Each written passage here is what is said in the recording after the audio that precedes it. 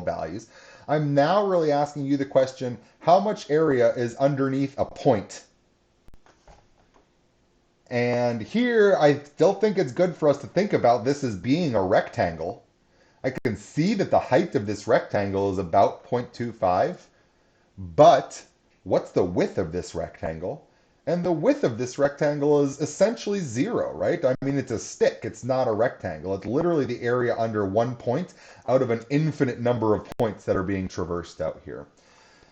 So what we're going to find here is that in general, in our continuous probability distributions, this is really just going to be equal to zero because the area under a point is zero.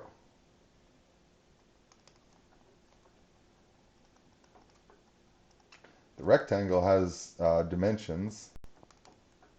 The length of the rectangle was 0.25, but the width of the rectangle is zero, right? We didn't go over some value. Now,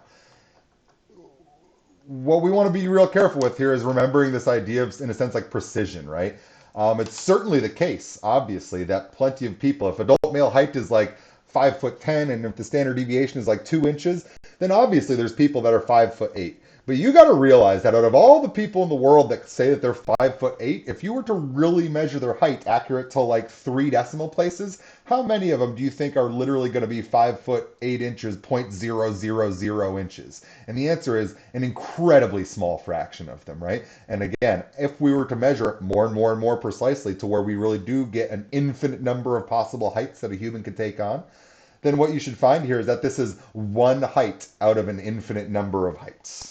Right? So I also think a good like conceptual idea here is that probabilistically speaking, there are an infinite number of possible outcomes here, and we are trying to ask the probability of what's the probability that we see one of those infinite number of outcomes, and that's why we're getting a number that is infinitely close to zero, or just interpreted therefore directly as zero.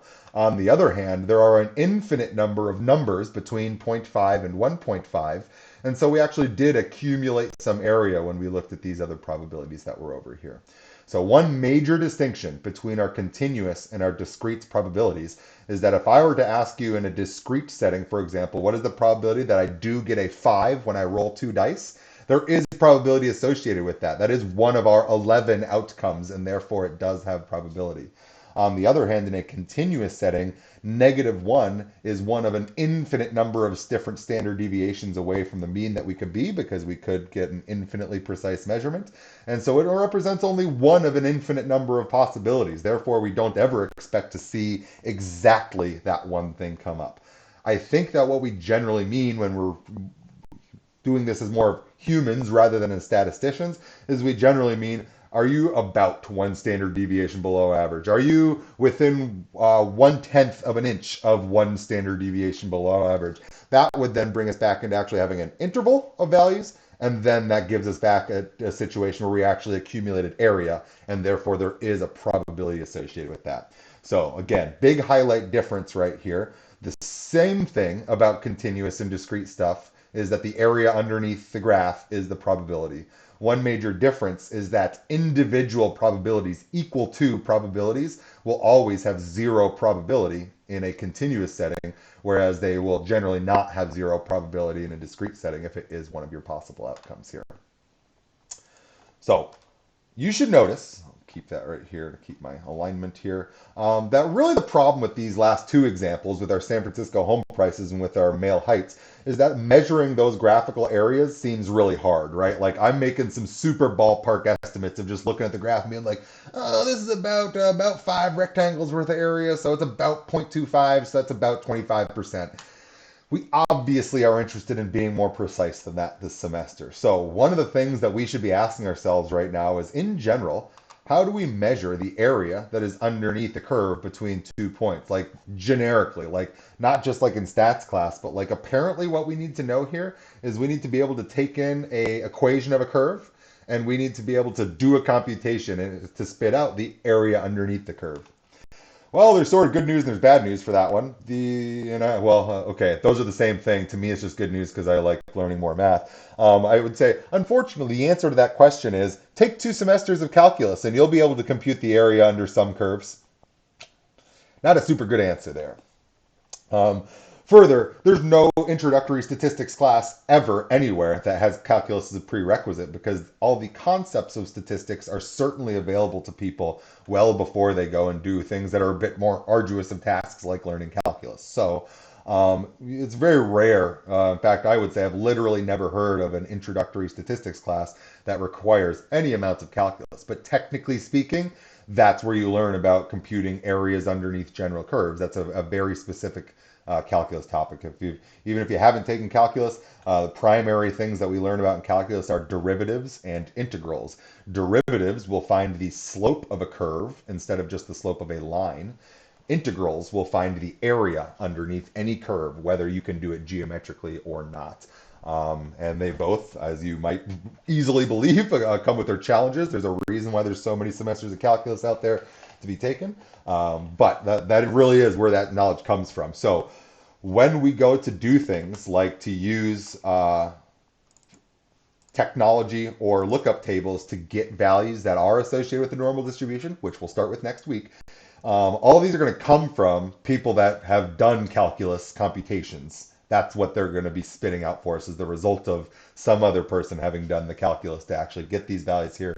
So the point is, since we're not going to learn calculus, we're going to have to rely on technology, our TI calculators, Excel, or we're also going to get a good estimate system for normal distributions that doesn't require any actual technology to make some good estimates there.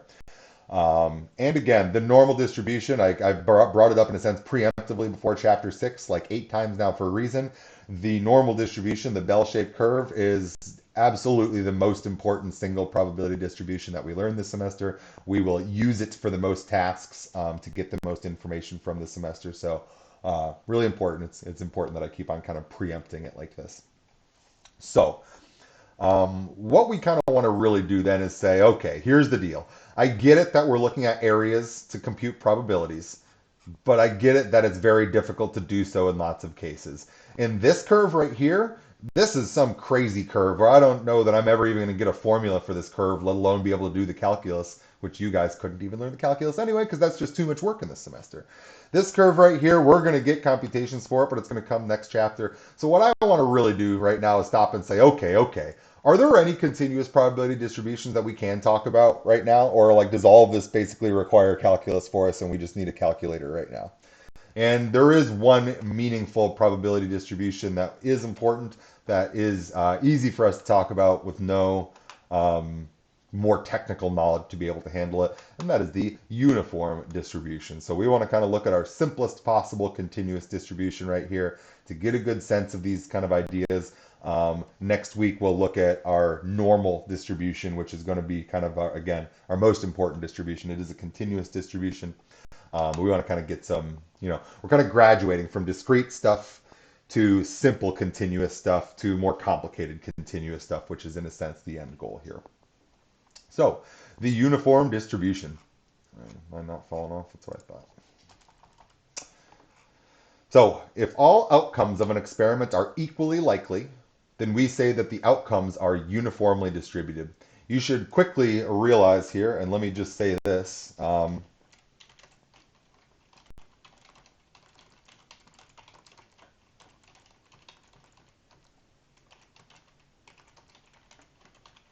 the outcomes associated with rolling a single six-sided die are uniform. You are equally likely to get a 1, 2, 3, 4, 5, or 6. You should notice here we're trying to talk about continuous distributions. So when I state the dice scenario, that is a discrete uniform distribution because there's only 6 possible outcomes and all 6 have had the probability equally allocated to the 6 of them.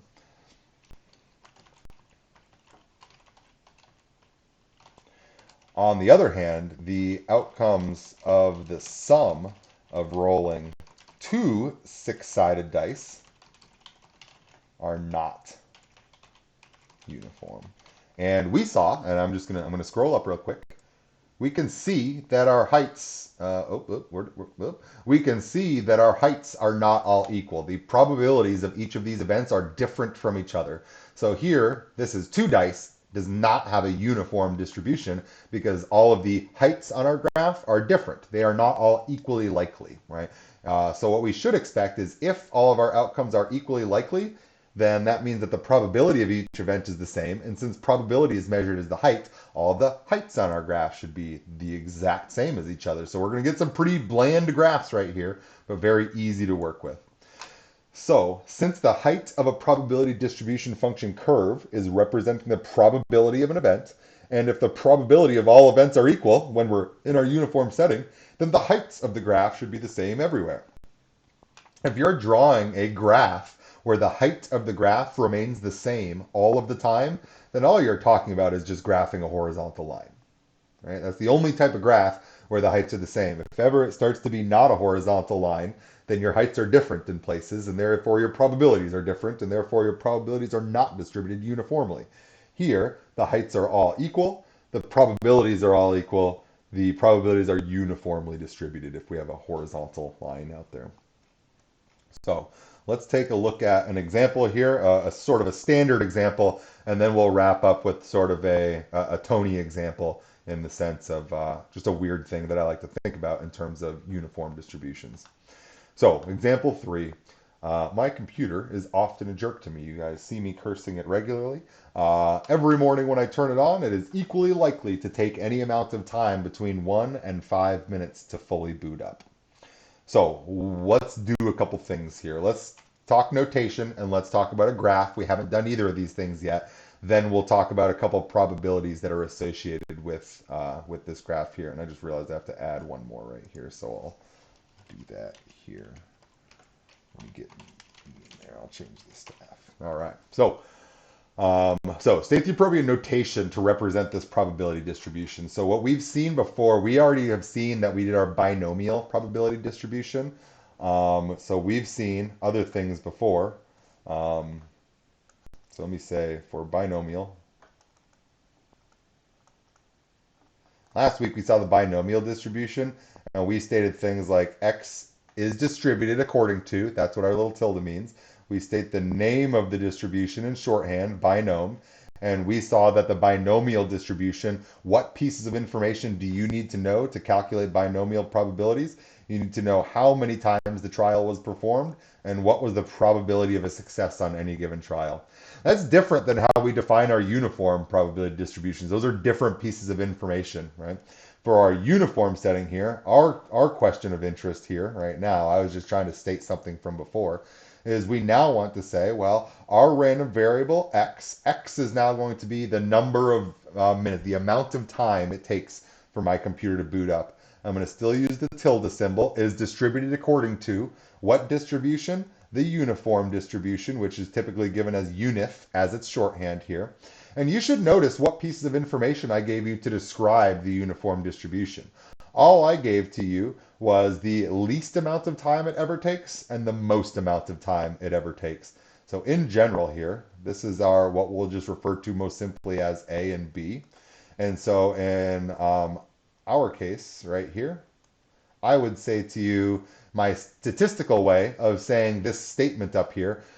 It takes my computer is equally likely to take any amount of time between 1 and 5 minutes to fully boot up. My statistics statement for that would be that our variable x, the amount of time it takes to boot up, is distributed according to a uniform distribution with a lower bound of 1 and an upper bound of 5. So this is really my actual answer to question A right here. Our general statement for our uniform probability statements is x is distributed according to the uniform distribution from A to B, where A is the smallest possible value and B is the largest possible value. For us, it was from 1 to 5, and so I filled that information in here.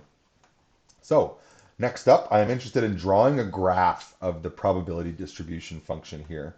In particular, the tricky thing about this graph, and again, there's nothing that's just super tricky about these, but we need to stop and think and be careful here. And I'm going to draw my graph over here to give myself some room to do a small computation that we need to do. Here's all the x values that I'm going to take on, and we have learned that I want to come up with some relative frequency values that are going to be labeled over here. It's not yet clear to me how I want to label the y-axis. What is the height of the graph? That's specifically a question of interest I want to ask. What I do know over here is that I should be able to pretty easily label my x-axis with some values of interest, because I know that I am in particular interested in values of x being between 1 and 5. So one of the things that I'm thinking here is that I know that my probability doesn't even begin accumulating until 1, and that there is no probability that accumulates after 5. What I do know is that every single time between 1 and 5 has an equally likely chance of being the boot up time for that given day. So it is important that the height of any uniform distribution, like when you graph it, it's always going to be a horizontal line that just sort of like ends. It's not like we have like little tails on the graph where it's like, well, it's less likely that it takes 5 minutes than 4 minutes. No, that's not what I'm saying. I'm saying it is exactly equally likely that any time between 1 and 5 minutes is how long that it takes. And so 2 minutes is just as likely as 4 minutes, is just as likely as 1.1 minutes. All those guys out, any one of these is equally likely. So what I don't know here is, what is this height of interest right here? And here's how I know the answer to that question.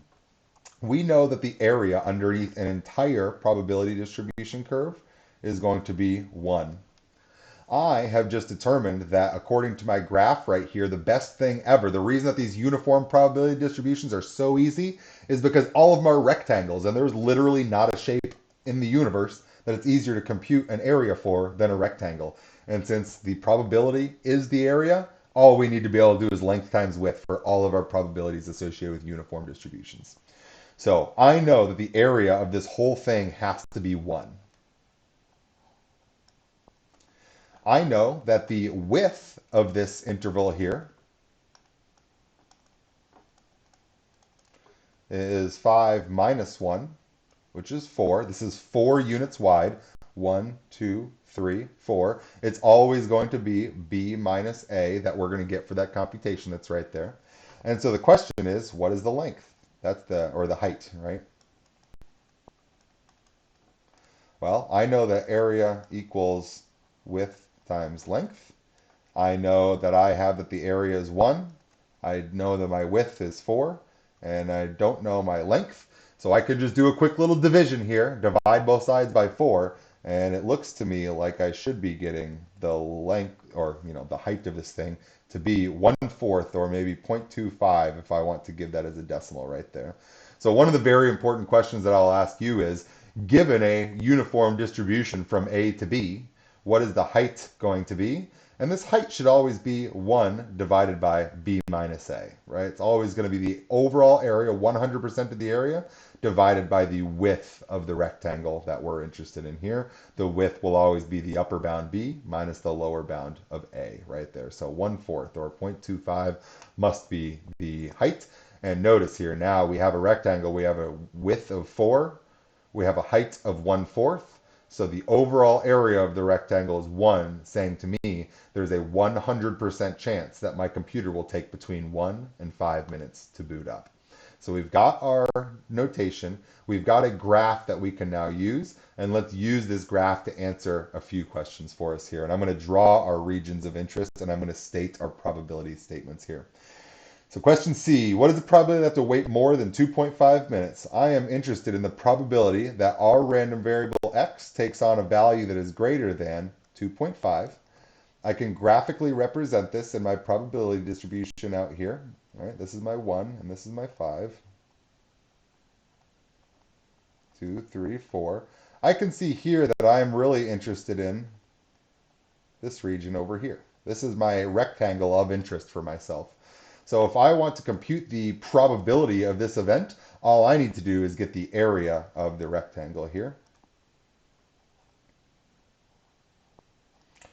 I'm seeing here that we're going to go from 2.5, all right, this is my 2.5 right here, all the way up to 5. 5 minus 2.5 is 2.5 is the width of this rectangle. The height of this rectangle is 0.25. And if I multiply each of these guys together, what is a quarter of this? Then what I'm going to get is an area equals the probability equals, and this is 0.625, I think, or a 62.5% chance. Right? So again, the probability of an event is always exactly equal to the associated area underneath the probability density function's curve.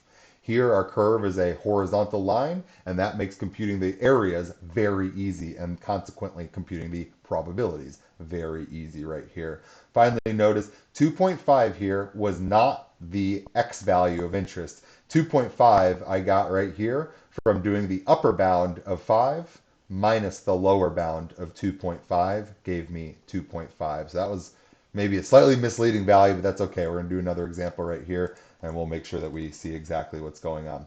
What is the probability that the wait between 3.5 and 4.25 minutes? Again, I can make my probability statement here. What is the probability that my variable x is between 3.5 and 4.25? I can again, I'm going to draw my picture that's associated with this. Give myself a little bit more room to actually visualize this here instead of making this super hard for myself. We are interested in going from 3.5 to 4.25. So I'm giving myself my rectangle that represents the 3.5 to 4.25. So I now know that this is equal to the area of this rectangle. I can see that the width of this rectangle, 4.25 minus 3.5 is equal to 0.75. That's the width of my rectangle of interest here. I'll shade it as it's shaded in the picture. As before, we have already determined this to be 0.25 right here. So this overall height of this rectangle is 0.25. And so our area should just be 0.25 times 0.75. And actually, I honestly think this would be a better place for us to have been in terms of fractions here. These are both really easy fractions for me. So it looks like I'm getting here 3/16 might be my fractional way to say my probability, or I could just go to my calculator and actually get my decimal for that. And I'm seeing 0.1875 or 18.75% is my probability associated with this guy here. Oh, okay. All right. All right.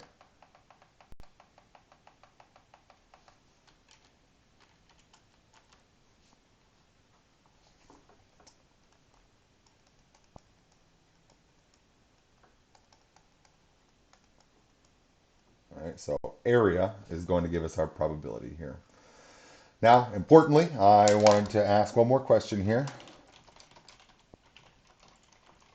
before I get to my final question.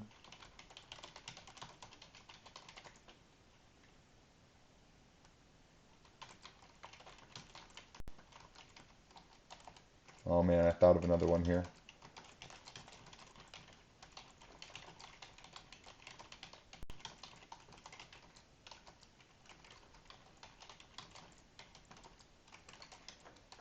All right, sorry. I'm going to stick in some other easy ones here, but these are worth me mentioning for a minute.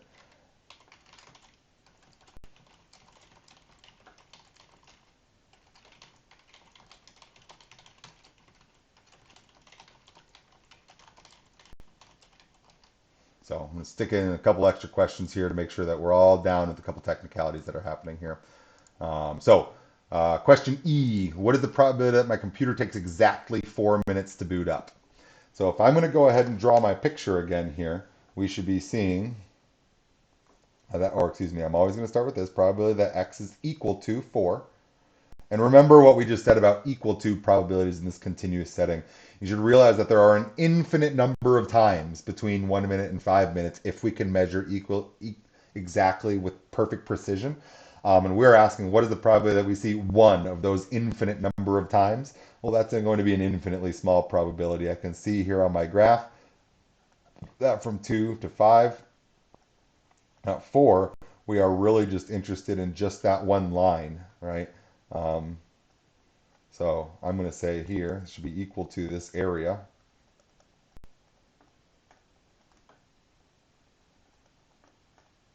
There's no area under a point.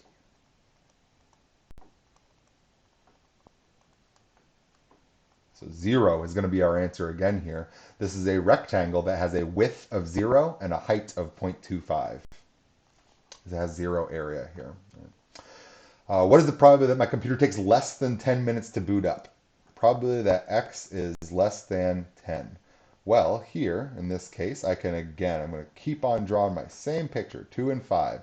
We are really interested in the probability that x is going to take on a value less than 10. Well, you should notice that underneath my probability distribution curve, this represents all of the area out there. I hope that you don't need to draw a picture for you to figure this one out right here, but this is just to say, recognize that we accumulated no area to the right of 5. All of our area was still accumulated between 2 and 5 right here, but the probability that x is less than 10, it might just be noted that this is the same thing as the probability that x is less than 5. Like it's the exact same idea right there because there was no probability out here associated with this guy.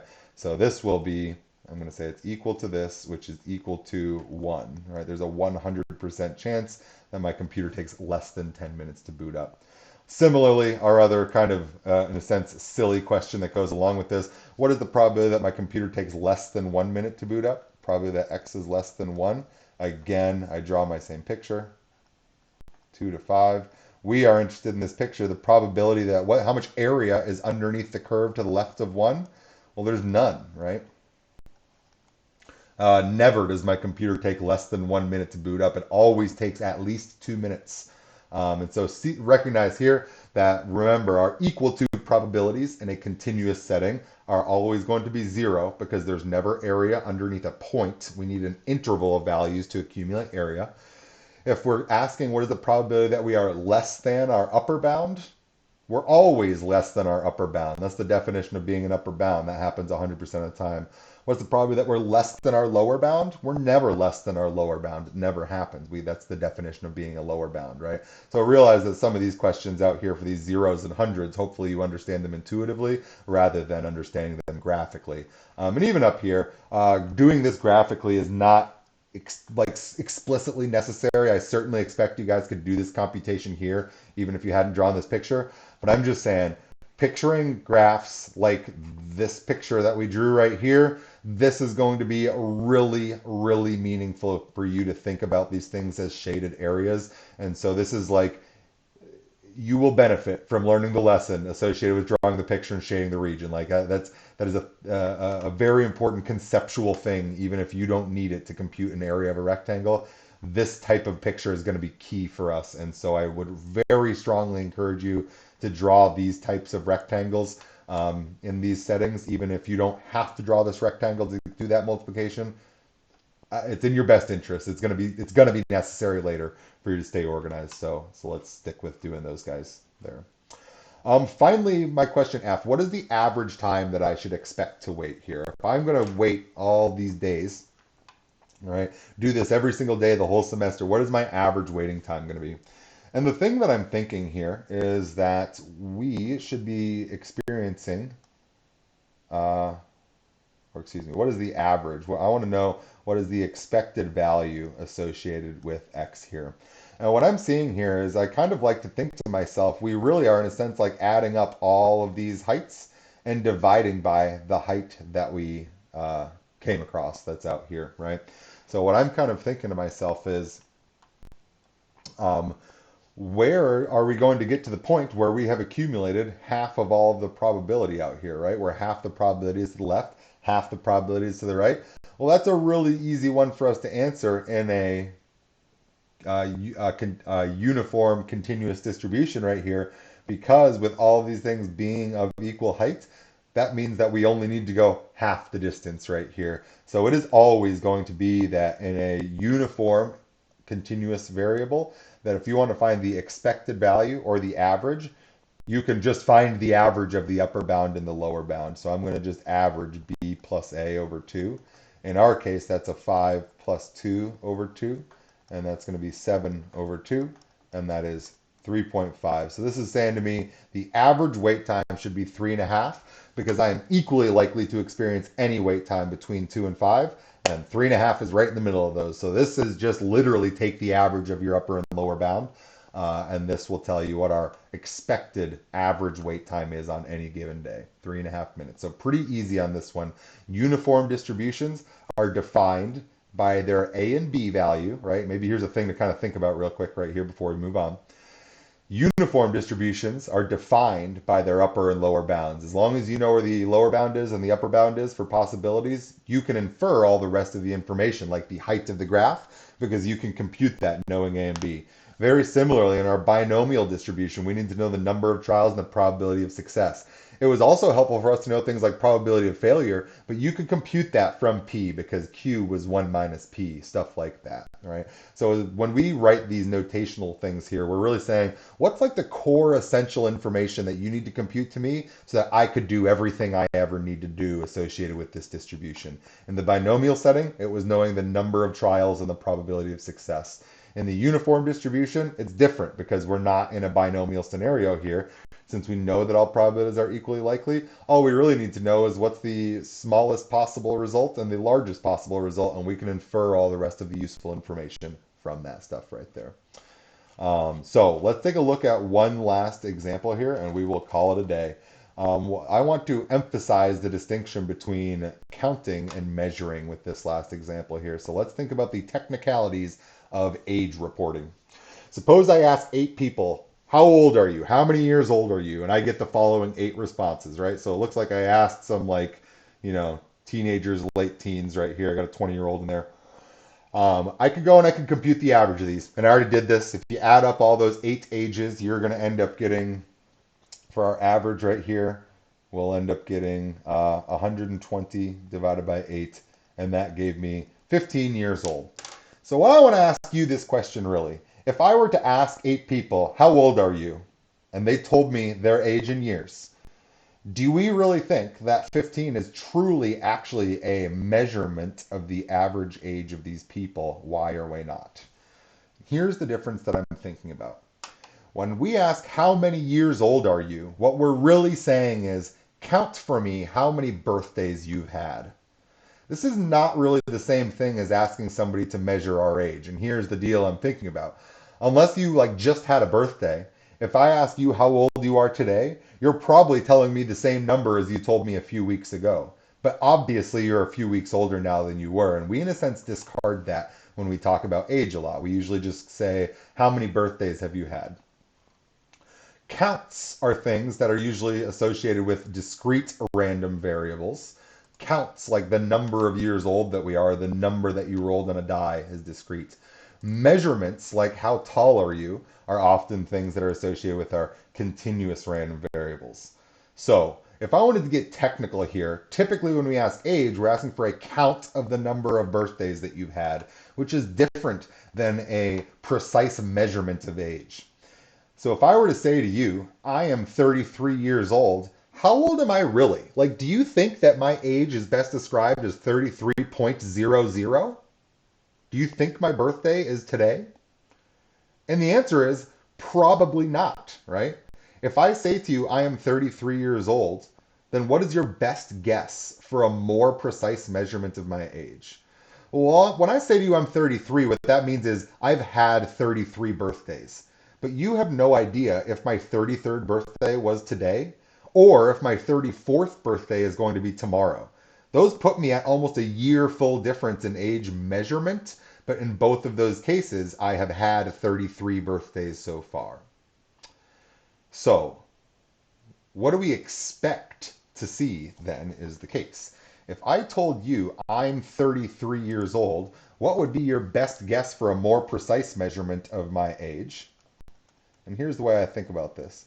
Actual age estimate is equal to reported age in years. Actually, I'm just going to do this. Actual age is our reported age in years. But really, it's adding on something else. I could be almost an entire year older than 33, all right? If my 34th birthday was tomorrow, and you said, how old are you? I'd say 33. But I'm clearly way, way, way closer to 34 than I am to 33. So in a sense, that's actually a little bit misleading, right? But the point is, if I say to you, I'm 33, you really have no idea about maybe when my birthday is. It seems to me that my birthday is equally likely to be any day of the year. And so I am equally likely to be any number of days between 1 day and 364 days older than the age that I'm telling you when I say 33 years. So what I'm going to say here is I'm going to say when my actual age is going to be my reported age in years. That's when I say I'm 33. But what we know is that there's also an additional part of a uniformly distributed additional like 1 year out there, right? So I'm additionally sort of between like 0 and 1 years actually older than 33 if I report to you my age is 33. Because I could be 33 and 6 months old, right? I could be 33 and 9 months old or 33 and a day old. It's any one of those. All you truly know is that if I say to you I'm 33, I'm actually older than 33 unless today is my birthday. Hopefully we're all in agreement about that. So if I wanted to make an actual age estimate, as I was beginning to do there,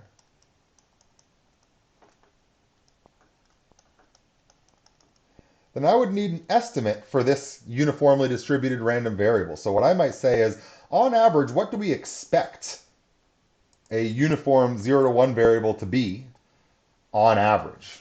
So this, my actual age estimate would be my reported age plus the expected value of a uniform 0, 1 variable. And we just talked about what the expected value should be of a uniform distribution. It's really easy to find expected value. Sorry, I know that was a lot of scrolling right there. The expected value of a uniformly distributed variable is just the average of the upper bound and the lower bound, right? So if you don't know what the like additional number of days old that I am beyond 33, you could at least say, well, I know that it's equally likely that it's 1 day older, 2 day older, 3 days older, 4 days older, 5 days older, all the way up to 364 days older. And if you were to average all those, you're going to get about a half of a year older, right? Whatever 364 divided by 2 is going to be out there. So what this really should be is that my actual age estimate, it should be my reported age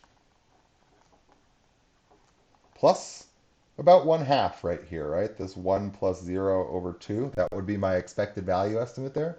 So I think a better actual estimate for my age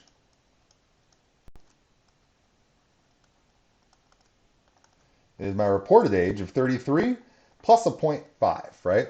And it turns out that this is actually crazy close. My birthday is in January, so I'm like actually 8 months older than that. And actually, you know what the funniest part about this is I've reached the old enough age where I realized, like, as I started verbalizing this whole example, I'm actually 32. But the point is, I'm about 32 and 8 months old. So this is actually a really good estimate, aside from the fact that I forgot that I'm not 33. This is actually an appropriate way, in a sense, to maybe go about getting an actual better age estimate. When people report their ages to you, in a sense, they are on average probably half of a year older than that, because everybody always reports an age that's technically lower than what their true age is, because we always tell people how many birthdays we've had rather than, in a sense, how many days have you been alive converted into years. That would be a little bit more like the add that bonus half on there. So finally, what would probably be a better guess for the true average age of the 8 people pulled above? It would really probably be more like the actual average age is equal to the reported average age plus the expected value of that uniform from 0 to 1. Expected value, and that's going to be the 15 plus 0.5. And so if you poll 8 people and you find their average age to be exactly 15, I actually think it's a little bit more. And now I don't want you guys to go like making these adjustments this semester here. This is getting into technicalities that I think are, in a sense, not worth. We want to focus on the concepts associated with lots of other bigger things than sort of these kind of narrow technicalities. But hopefully you agree with me that it makes a little bit of sense that if you poll a bunch of people on their age and they tell you their age in years, it is a guarantee that the true actual average age of that group is actually a little bit older than that, because unless it's literally every single person's birthday that day, then we're assuming all birthdays are equally likely across the year, which is close enough to true. Actual birthday days are not actually perfectly uniformly distributed, as you might be able to imagine. There's, for example, slightly more people are typically born about 9 months after things like Valentine's Day and New Year's Eve than other days of the year. But for the most part, it's not a terrible estimate to say birthdays are uniformly distributed across the course of the year. And so it's just interesting to think about, though. Whenever somebody says their age to you, On average, they're actually probably about 6 months older than that because we typically discard the additional months that have not yet accrued into a year when we formally state our age. And so, really, here, this is just again trying to get you to think about the difference between counts and measurements. We often think of age as a continuous variable because age is always changing. But very often, if I say to you, how old are you? You're telling me a count of number of birthdays that you've had. You're measuring it discretely, and that is always kind of shifting your age a little bit lower than it sort of deserves to be represented as right there. And so this is just a thing that I often think about that when people tell me I'm 16, I'm thinking, well, my best true guess for your age then is actually 16 and a half. That would be my most likely actual estimate for your age right there. Things like that. So a bit of a technicality, but an interesting way to think about how uniform adjustments. This in this case here, it's sort of like an error measurement. It was actually a uniform variable right there, and we incorporated it into some reported statistics that we'd seen. So the bottom line for today is uniform distributions are all pretty easy because they all are represented by rectangles. All probabilities that we're interested in associated with uniform distributions are equal to areas under, excuse me, let me back up and say a broader statement. In all continuous distributions, the probability of a certain event happening is always equal to the area underneath the probability distribution curve between the two values of interest. The reason that the uniform distribution is so nice is because it's the only probability distribution curve that is a geometric shape that you can already find areas of, a rectangle. And so we typically start with this one because it's the one scenario in which you don't need technology ever to make to provide you any assistance on making any computations here. All of the rest of our continuous distribution functions will be difficult enough curves that you're not going to be able to do geometry to come up with your answer. So we will be dependent on technology to compute all of our future probabilities in this class, with a couple exceptions of some cases where people have come up with some estimates that are generally casually used. But for the most part, we're going to need technology to get at these areas here. And again, if you're interested in knowing more about some of these technicalities of area computation, these aren't things that just everybody uses a computer for. We do compute these in calculus. Like this is an integral that computes these areas here. I do actually know that I have a handful of my calculus students this semester also taking this class. So hopefully you guys are thinking about those things there. And if it's of interest to you, take things like calculus.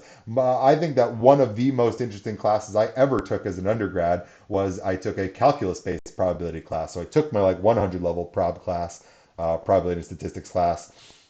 But then later, after I had taken my full calculus series, I took a probability and statistics class that was dependent on you having taken multiple semesters of calculus. And so it was cool because it actually got down to like really why we do, truly why all the calculations that we do make sense. And so if that sounds interesting to you, then you're probably right. I'm saying it literally was probably the most interesting math class I took as an undergrad, as far as like the true direct computations go, was calculus-based probability. So again, if that's of interest to you, I would encourage you to pursue it. It is really interesting. So that's where I'm wrapping it up here today. We got through our continuous introduction. Area under the curve equals the probability. We saw our uniform stuff. Rectangles are easy is hopefully your takeaway for that. And remember this week, this is the only video I'm making this week. We're going to have a test that'll be available from noon on Wednesday till noon on Friday. These are the only sections that we're going to cover out of Chapter 5. Next week, we'll pick up with 6.1 and 6.2, and that's where we'll begin our discussion of the normal distribution, the bell-shaped curve. It is our most important probability distribution of the whole semester. We will need to use technology to help us calculate variables or values of interest, but we will also see an estimation technique that we can use that we'll do before we go to our calculator, to kind of help us do some of these by hand so that everything's not just a lookup for us there. So that wraps it up for today. Certainly hit me up if you have any questions about the test. Expect to see that stuff pop up in Canvas at noon on Wednesday. And I will see you guys later.